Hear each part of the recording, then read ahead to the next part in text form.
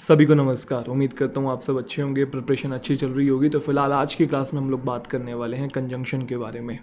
कुछ ही टॉपिक्स हमारे बचे हुए हैं। मिरर ऑफ कॉमन एरर की जो सीरीज़ हमारी चल रही है उसमें जो 9th चैप्टर है बेसिकली कंजंक्शन का है। एक चैप्टर और रह गया आपका नाउंस वाला। पहले हमने नाउंस किया है, देखो आप 3rd नंबर पे देखेंगे नाउंस हमने किया हुआ है, लेकिन वो नाउंस एंड नंबर था, ये नाउंस एंड केसेस है। ठीक है, तो 16 अक्टूबर कंजंक्शन और 19 अक्टूबर नाउंस, और उसके बाद फिर हम लोग आप जानते ही हैं पढ़ेंगे कुछ समथिंग वैल्यूएबल, समथिंग बेनिफिशियल जो आपके एग्जामिनेशन के पॉइंट ऑफ व्यू से इंपॉर्टेंट होगा।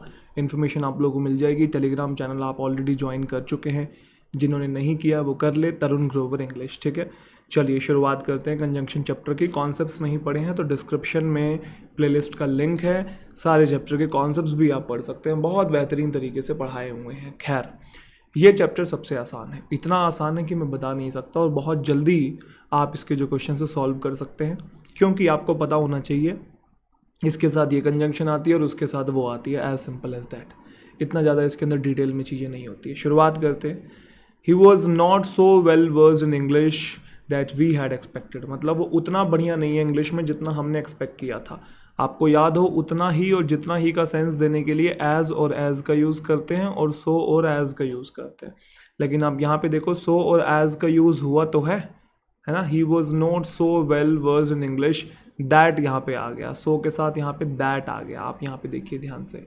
अब ये दैट कैसे आ सकता है, यहाँ पे एज आना चाहिए। क्यों आना चाहिए एज? क्योंकि आपको पता है उतना ही जितना ही का सेंस देना है, तो ये दो स्ट्रक्चर यूज़ होते हैं, और नेगेटिव सेंटेंस के अंदर, नोट वाले सेंटेंस के अंदर ये वाला यूज़ होता है। और आप देख पा रहे हैं नोट भी लिखा हुआ है कि he was not so well versed in English as we expected, as we had expected. Of course समझ में आया, क्योंकि सो दैट तो इतना की का सेंस देता है, तो इतना की का यहाँ कोई सेंस नहीं है, उतना बढ़िया नहीं है जितना हमने एक्सपेक्ट किया था, उतना ही जितना ही ये वाला सेंस है। तो ये वाला स्ट्रक्चर आना चाहिए। एडजेक्टिव में पढ़ा था, याद आ रहा है, कंजंक्शन से रिलेटेड ही है वो भी।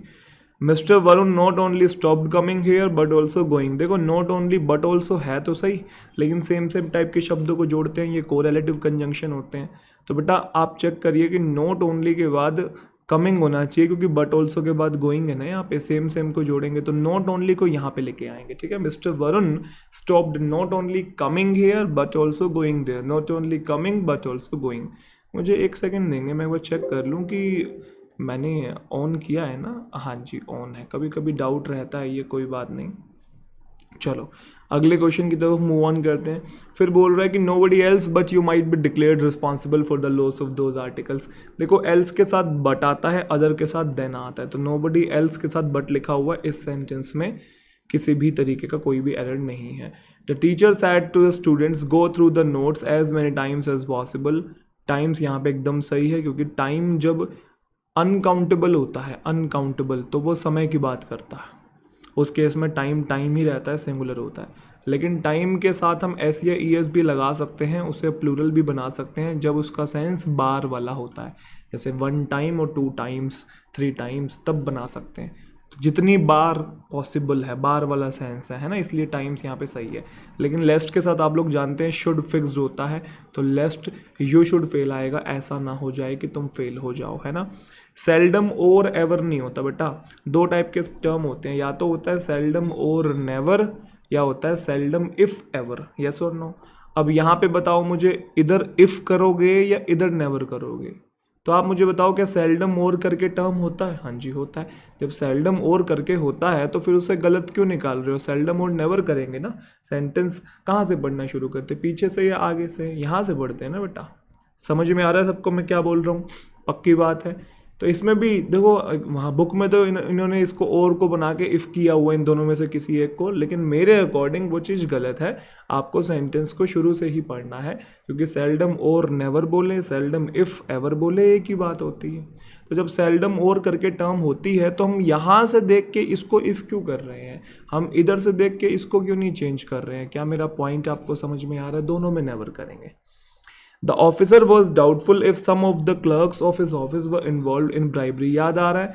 डाउट या डाउटफुल के साथ आप लोग इफ या वेदर का यूज़ करते हैं। मेरे ख्याल से इसके अंदर नो एरर है, चेक कर लेते हैं। हाँ जी, अगला है neither the doctor nor his assistants. ना डॉक्टर ना उसके असिस्टेंट्स, और जो लास्ट वाला होता है वो मेन सब्जेक्ट होता है, वर्ब भी उसी के अकॉर्डिंग आती है। तो मेरे ख्याल से इसके अंदर भी कोई एरर नहीं है, फटाफट से चेक कर लेते हैं। अब आपको याद होगा अगर स्टार्टिंग में बिकॉज, एज और सिंस का यूज़ करते हैं जब ये कारण बताने के लिए यूज़ होते हैं, इनके पास सो, दस, देयरफॉर का यूज़ नहीं करते, ये भी मैंने आपको पढ़ाया हुआ है ना। You must either inform the police else be prepare. बेटा आइदर के साथ एल्स नहीं आता है, आइदर के साथ और आता है। क्या आता है आपका? और आता है। You must either inform the police or be prepared to suffer any loss. या तो ये होगा या तो वो होगा। एज सुन एज जो टर्म होता है ना, उसके बाद हम लोग देन का यूज़ नहीं करते हैं, ध्यान रखिएगा। THEN वाला देन जो होता है ना, ये तो वैसे भी इसका मतलब तब होता है। क्या होता है? तब। हो। THAN वाला देन होता है, वो कंपैरिजन के लिए यूज़ होता है।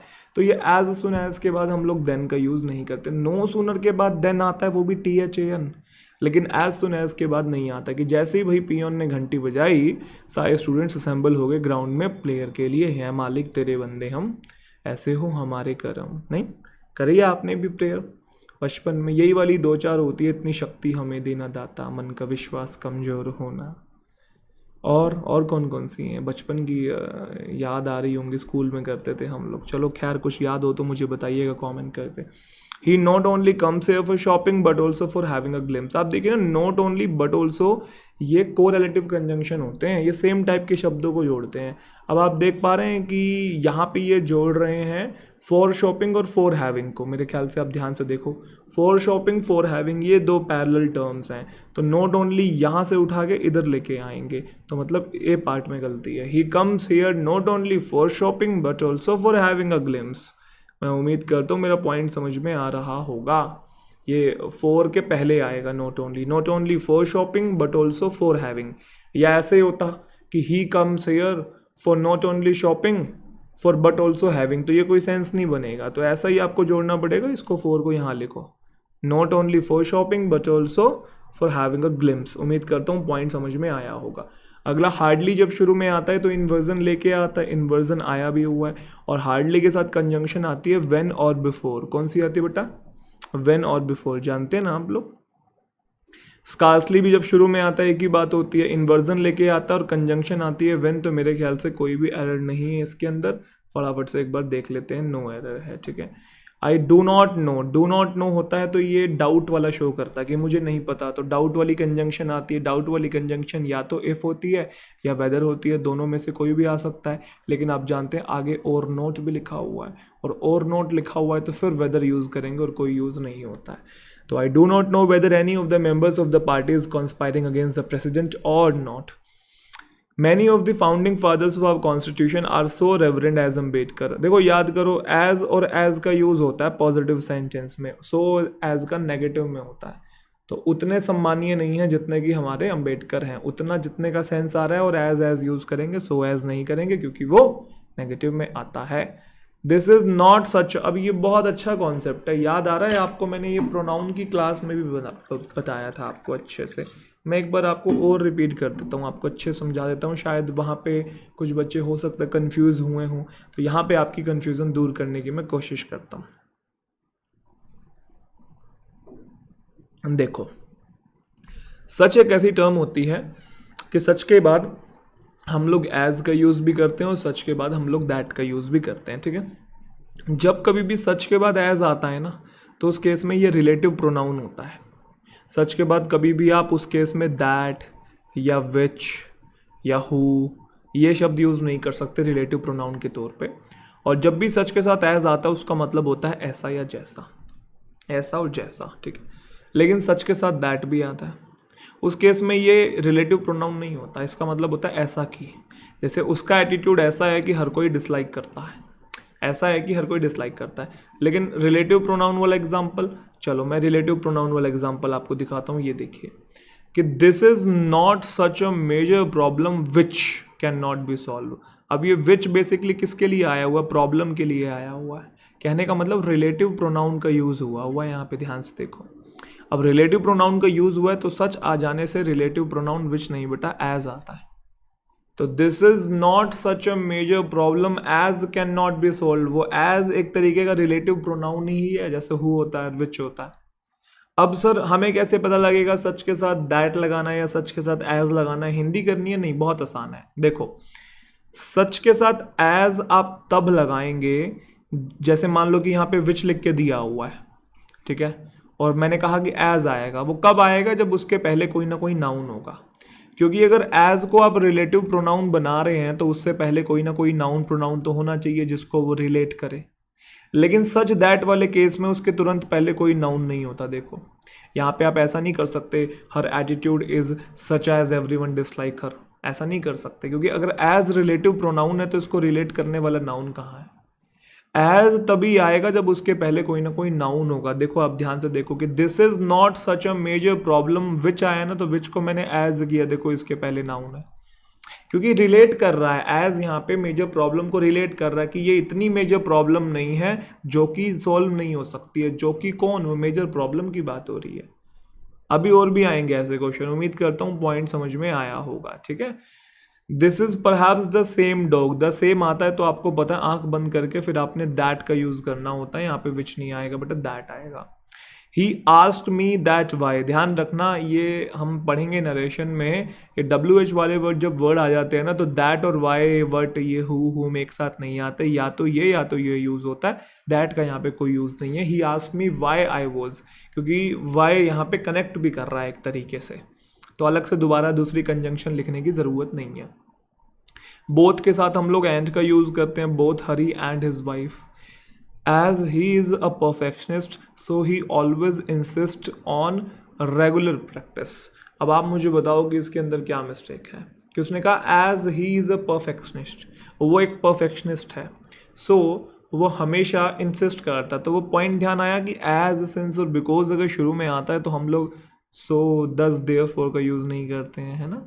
चलो, ऑल्दो अगर शुरू में लिखते हैं तो मेरे ख्याल से येट का यूज़ आता है, आप लोग बहुत अच्छे से जानते हैं कि although these rooms are in need of repair yet the owner does not take any notice. The teacher asked the students to go to the market and buy some fruit as apples, oranges and guavas. चलो मैं आपको एक चीज़ समझाता हूँ, एक term होता है as और एक टर्म होता है लाइक। अब कब हम एज यूज़ करते हैं, कब हम लाइक यूज़ करते हैं, तो कुछ कॉन्सेप्ट समझेंगे। एज का यूज होता है नॉमिनेटिव केस में, नॉमिनेटिव का दूसरा नाम होता है सब्जेक्टिव केस में, और लाइक का हम लोग यूज करते हैं ऑब्जेक्टिव केस के साथ। As subjective case, like objective case. जैसे मैंने कहा he helps a man as I to, वो एक आदमी की मदद करता है जैसे कि मैं करता हूँ। जैसे का सेंस आ रहा है यहाँ पे भी, और लाइक भी जैसे का सेंस देता है, एज भी जैसे का सेंस देता है, लेकिन एज आता है सब्जेक्टिव केस के साथ, और लाइक देखो ऑब्जेक्टिव केस के साथ, कि वो मदद करता है एक आदमी की जैसे कि मैं, और वो मदद करता है एक आदमी की जैसे कि मैं करता हूँ। क्या पॉइंट समझ में आया मैं क्या बोलने की कोशिश कर रहा हूँ? बेटा एज का यूज़ करते हैं सब्जेक्टिव केस के साथ। अगर मैं यहाँ पे ऐसा बोल दूँ he helps a man like I do, तो गलत हो जाएगा। क्यों? क्योंकि सब्जेक्टिव केस है बेटा, सब्जेक्टिव केस के साथ हम लोग एज का यूज़ करते हैं। अगर मैं ऐसा बोल दूँ he helps a man as me, क्या बोला मैंने, एज मी, तो गलत हो जाएगा। इसको आप दो तरीके से ही कर सकते हैं, या तो एज की जगह आप लाइक कर दो, यस और नो, पॉइंट समझ में आ रहा है, या फिर आप ऐसा कर सकते हैं कि एज को लिखा रहने दो, इसी को सब्जेक्टिव केस में कन्वर्ट कर दो, और आगे फिर वही डू, वो देखो ऊपर वाले की तरह बन गया, he helps a man as I do. लेकिन पॉइंट मेरा समझ में आ रहा होगा, दोनों बात कहने का तरीका बस अलग अलग है, पैटर्न सेम ही है। तो अगर मैं क्वेश्चन में देखूं तो उसमें बोला कि टीचर ने पूछा स्टूडेंट से, भाई जाओ मार्केट में और खरीदो कुछ फ्रूट्स जैसे कि एप्पल्स, ऑरेंजेस और गवावाज। तो ये तो ऑब्जेक्टिव केस है, कोई सब्जेक्टिव केस तो है नहीं। यहाँ पे सब्जेक्ट होता तो आगे वर्ब नहीं होती, इनके एप्पल, ऑरेंजेस, गवावाज के आगे वर्ब नहीं होती, वर्ब कहाँ है, ऑब्जेक्ट है। ऑब्जेक्ट है तो फिर लाइक आएगा, एज नहीं आएगा, एज सब्जेक्ट के साथ आता है। He suggested to me that I should do all the work as quickly like him आया ना। अब आप मुझे बताओ, अब आपको लग रहा होगा कि लाइक हिम एकदम सही है, इसके अंदर कोई गलती नहीं है, आपको ऐसा लग रहा होगा। लेकिन अब ध्यान से देखो, उसने कहा, सजेस्ट किया कि मुझे काम करना चाहिए सारे वर्क को जितना जल्दी वो कर सकता है, मुझे करना चाहिए जितना जल्दी वो कर सकता है। तो कंपैरिजन हो रहा है, और आपको पता है कंपैरिजन तो होता है सब्जेक्ट और सब्जेक्ट के बीच में, लेकिन ये सब्जेक्ट और ऑब्जेक्ट कैसे आ गया? क्या मेरा पॉइंट समझ में आ रहा है मैं क्या बोलने की कोशिश कर रहा हूँ? कि लाइक हिम वैसे आपको सुनने में सही लगेगा, लेकिन जो ये लिखने का जो तरीका है ना, ये गलत है। क्यों? क्योंकि सब्जेक्ट और सब्जेक्ट का कंपैरिजन होता है बेटा। तो सब्जेक्ट का होता है तो आप पहले तो यहाँ ही करेंगे। दूसरी बात, अब सब्जेक्टिव केस आ गया तो आपको पता है सब्जेक्ट के साथ तो एज आता है, लाइक नहीं आता है। That I should do all the work as quickly as he does, does आगे अंडरस्टूड होता है, ही के आगे, याद आ रहा है ना आपको? She is better than I am understood होता है। तो he suggested to me that I should do all the work as, मैं दोबारा रिपीट करता हूँ आपके लिए, देखो मुझे काम करना चाहिए इतना क्विकली जितना कि वो करता है, मुझे करना चाहिए जितना कि वो करता है। सब्जेक्ट को सब्जेक्ट से कंपेयर करेंगे नहीं करेंगे, करेंगे। तो भाई सब्जेक्ट यहाँ पे है तो यहाँ पे सब्जेक्ट चाहिए, हाँ जी सर चाहिए। तो लेकिन आपको पता जब नॉमिनेटिव केस आ गया, सब्जेक्टिव केस आ गया, तो ये तो ऑब्जेक्ट के साथ आता है, इसे एज भी तो करेंगे। और ही के आगे डज अंडरस्टूड होता है ना। He was so clever that everybody's attempt to misguide him prove to be futile. इसके अंदर कोई गलती नहीं कि भाई इतना क्लेवर है कि हर किसी का जो अटेम्प्ट था उसे मिसगाइड करने का वो गलत हो गया। यहाँ देखो इतना की का सेंस आ रहा है, ठीक है। ये मत सोचना कि यहाँ पे एज कर दोगे, क्योंकि अगर एज करोगे तो उससे पहले कोई नाउन प्रोनाउन भी होना चाहिए, क्योंकि एज वहाँ पे रिलेटिव प्रोनाउन होगा फिर, लेकिन उससे पहले तो कोई नाउन है नहीं, क्लेवर है, एडजेक्टिव है, इसलिए यहाँ पे सो दैट वाला स्ट्रक्चर आ रहा है। क्लियर? चलें, चलो। ऑल्दो ये तो हो गया आपका। नो सूनर, नो सूनर जब शुरू में आता है तो बेटा इन्वर्जन लेके आता है, और आगे हम लोग यूज करते हैं व्हेन, नहीं बोलो भाई क्या यूज करते हैं, देन। नॉट ओनली के साथ बट ऑल्सो आता है। जब नॉट ओनली शुरू में आता है तो इन्वर्जन लेके आता है। हैज़ ही बिल्ट इन्वर्जन भी है। नॉट ओनली के बाद वर्ब है, तो आप देखिए बट ऑल्सो के बाद भी आपकी क्या है, वर्ब है। इस सेंटेंस में किसी भी तरीके की कोई भी गलती नहीं है। ये भी लिखने का एक तरीका होता है, ये सही है, but he has also built, इसमें कोई गलती नहीं है, बस ये बाकायदा ये वर्ब है, और आप इधर देखिए आगे भी वर्ब है, ठीक है। कंफ्यूज मत होइए, नो एरर है इसके अंदर। हाँ जी बिल्कुल सही, एक सेकंड। चलो, the Rober said hardly put the ornaments in the bag. Hardly आया ना बेटा, हार्डली के साथ व्हेन आता है कंजंक्शन। स्कार्सली आया हुआ है ना शुरू में, ये कितनी बार आ गया। स्कार्सली के साथ दैट कहाँ से आता है, व्हेन आता है, व्हेन। हार्डली, रेयरली, स्कार्सली के साथ हम लोग जानते हैं व्हेन या बिफोर कंजंक्शन आता है। फिर से वही चीज, स्कार्सली आया हुआ है, इन्वर्जन भी है शुरू में, और व्हेन भी आया हुआ है, नो एरर है। चेक करो एक बार फटाफट से, नो एरर है। Mrs Sen told me that दो हर सन हैड वर्कड हार्ड, बट नहीं, येट आएगा, दो आ गया ना, दो, हालांकि दो और येट आप जानते हैं।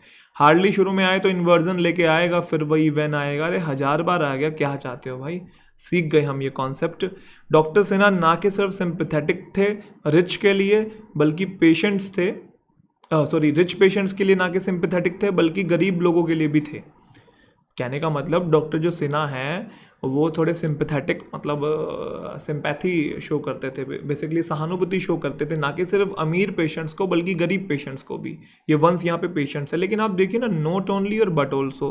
तो जब but also to the poor ones है तो not only to the rich ones होना चाहिए। तो नॉट ओनली की जगह यहाँ से उठा के आपकी यहाँ आनी चाहिए कि doctor Sinha was sympathetic not only to the rich but also to the poor, the rich the poor, ठीक है। He has lots of money and he dare not, lots of money, उसके बाद बहुत सारी मनी है, और he dare not start a factory, मतलब उसकी हिम्मत नहीं होती फैक्ट्री। बट आएगा यहाँ पे, एंड नहीं आएगा मेरे ख्याल से, क्यों कि पैसा उसके पास बहुत है लेकिन हिम्मत नहीं होती है। कॉन्ट्रास्टिंग बात है ना, एंड तो सिमिलर बातों को जोड़ने के लिए यूज होता है ना, कॉन्ट्रास्टिंग बात हो रही है भाई, पैसा तो बहुत है लेकिन हिम्मत नहीं होती। कॉन्ट्रास्ट बात को जोड़ने के लिए हम लोग क्या यूज करते हैं, बट यूज करते हैं। न्यूज में जो था डाउटफुल था, डाउट या डाउटफुल जब अफर्मेटिव सेंटेंस में आता है तो इफ या वेदर का हम लोग यूज करते हैं। आगे और नोट लिखा होता तो हम वेदर यूज करते हैं। बिकॉज जब शुरू में आता है, बिकॉज, एज और सिंस, तो दस, देयरफॉर, सो हम लोग यूज नहीं करते हैं। बोथ के साथ आप लोग जानते हैं भाई अलोंग विद नहीं आता, एंड का यूज होता है, both the rich and the poor. ये बहुत आसान होते हैं कंजंक्शन, इसको इतना डिटेल में जाने की जरूरत नहीं है। उसका ऑफेंस, अब देखो सच एज वाला आ गया या सच दैट आएगा, आप खुद बताओ, चलो मैं नहीं बताऊंगा बेटा। अगर एज होगा ना तो उसके पहले रिलेटिव प्रोनाउन को रिलेट करने वाला नाउन भी होगा, लेकिन सच दैट एक साथ आता है। आप जानते हैं अगर आप एज लिखेंगे तो वो एज किसको रिलेट कर रहा है, इसको कर रहा है क्या, नहीं कर सकता ना, इसलिए सच दैट आएगा। उसका ऑफेंस ऐसा था कि उसको सफ़र करना आवश्यक था, बाउंड था, मतलब कंपल्शन थी भाई, करनी ही पड़ती उसे परेशानियों से जूझना ही पड़ता, ठीक है। आगे चलें, चलो ये देख लिया ना आपने अच्छे से। चलो, द न्यूज़, ये हो गया आपका। She was too beautiful to be rejected. वैसे याद करो टू ब्यूटीफुल टर्म नहीं होती, लेकिन टू के बाद अगर ये वाला स्ट्रक्चर कंटिन्यू होता है तो टू के साथ अच्छी और बुरी दोनों क्वालिटीज आ सकती हैं, नो एरर है। Since Diwali is fast approaching my teenager son has bought many fireworks as rockets. देखो दिवाली जैसे आपको पता है आ रही है, तो जो मेरा टीनेजर बच्चा है, मतलब टीनेज मतलब जो जिनकी, जैसे मैं एग्जांपल देता हूँ आपको, 12 के बाद क्या आता है? 13, 14, 15, 16, 17, 18 और 19, फिर 20 आ गया। तो 13 से लेकर 19 तक की जो एज होती है इसे टीन एज कहते हैं। टीन, समझ में आया ना? चलो, बहुत अच्छे बच्चे हैं, आप समझते हैं, ये पता ही है आपको। तो दिवाली जो है बहुत जल्दी अप्रोच कर रही है, तो जो मेरा छोटा बच्चा है वो लेके आया बहुत सारे फायरवर्क्स, जैसे कि रॉकेट्स, क्रैकर्स। अब देखो आगे इनकी वर्ब नहीं है ना, तो मतलब ये ऑब्जेक्ट की तरह काम कर रहे हैं। ऑब्जेक्ट की तरह काम कर रहे हैं तो भी एज और लाइक वाला बताया ना, लाइक आना चाहिए, like rockets and crackers. Scarcely शुरू में आए तो इन्वर्जन लेके आता है, लेकिन आपको पता है कंजंक्शन आती है व्हेन। नो सोनो जब शुरू में आए तो इन्वर्जन लेके आता है, लेकिन आपको पता है कंजंक्शन आती है देन। बोलो हाँ, बहुत आसान है, तो आज बहुत जल्दी हो जाएगा। हार्डली शुरू में आए तो इन्वर्जन लेके आता है, कंजंक्शन आती है व्हेन। नो सोनो शुरू में आए तो इन्वर्जन लेके आता है और कंजंक्शन आती है देन, जो कि लिखी नहीं है, लिख दो THAN।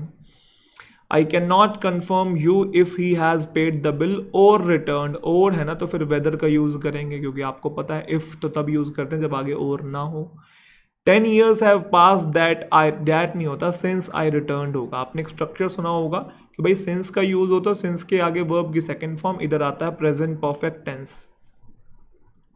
I have not taken any bribe since I joined this profession. Have not taken any bribe since I joined this profession. तो आगे वर्ब की सेकेंड फॉर्म है, इधर हैज़ हैव थर्ड फॉर्म है। तो 10 years हैव पास्ड जब से मैं लंदन से वापस लौटा हूँ और सेटल हुआ हूँ कंट्री के इस पार्ट में, ठीक है। It was almost 10 years ago।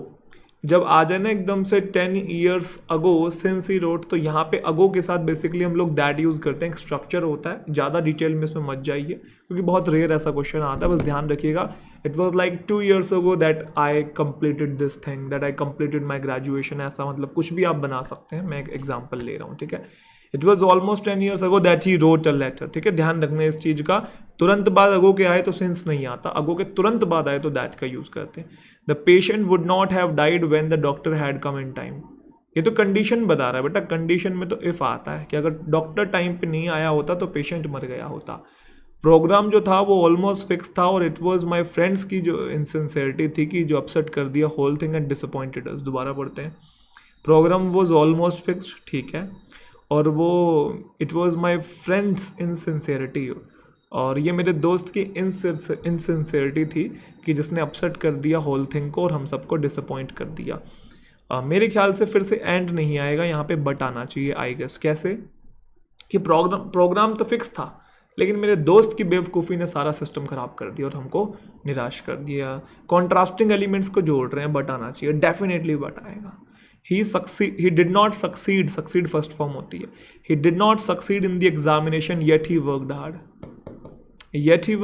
yet कैसे? वो कामयाब नहीं हुआ एग्जामिनेशन में, हालांकि उसने मेहनत भी की थी। yet नहीं आएगा, ऑल्दो आना चाहिए। दो या ऑल्दो का यूज़ करते हैं ना हालांकि का सेंस बताने के। हालांकि मेहनत भी की लेकिन कामयाब नहीं हुआ, मेहनत भी की और कामयाब नहीं हुआ। I cannot allow you to go out of the class unless the teacher comes and gives me some instruction। दो टर्म होते हैं, एक होता है अनलेस, एक होता है अनटिल। अनलेस का मतलब होता है यदि नहीं, अनटिल का मतलब होता है जब तक नहीं। मैंने कहा unless you work hard you will not succeed. यदि तुम मेहनत नहीं करोगे तो तुम कामयाब नहीं होगे। फिर मैंने कहा until you come here I will not go. जब तक तुम यहाँ नहीं आओगे मैं नहीं जाऊँगा। आप रिपीट करके दोबारा भी ये सेंटेंसेस सुन सकते हैं। पहले में कंडीशन है, दूसरे में टाइम है। आप खुद बताइए कि यहाँ पे क्या है, टाइम में कंडीशन। आने या जाने की बात हो रही है बेटा, आने जाना वक्त से रिलेटेड होता है। मैं आपको अलाउ नहीं कर सकता क्लास से बाहर जाना जब तक टीचर आ नहीं जाता और इंस्ट्रक्शन नहीं दे देता। यहाँ पे टाइम बताना है, टाइम बताने के लिए अनलेस नहीं आता बेटा, अनटिल सिंगल एल आएगा, ठीक है, UNTIL। टिल में डबल एल होता है, अनटिल में सिंगल एल होता है। तो भाई उम्मीद करता हूँ कि सेशन बेनिफिशियल लगा होगा, अच्छा लगा होगा आपको, है ना। बहुत जल्दी हमने ख़त्म कर लिया, तो बहुत आसान था। तो नए बच्चे जो हैं टेलीग्राम चैनल ज्वाइन कर लीजिए। लास्ट वीडियो रह गई है नाउन्स की, उसके बाद मिलते हैं ज़बरदस्त क्लासेस के साथ, नए सेशंस के साथ, नई सीरीज़ के साथ। सेशन अच्छा लगा तो सेशन को लाइक कर दीजिएगा। मिलते हैं नेक्स्ट सेशन में, तब तक के लिए बहुत बहुत शुक्रिया, बहुत बहुत प्यार।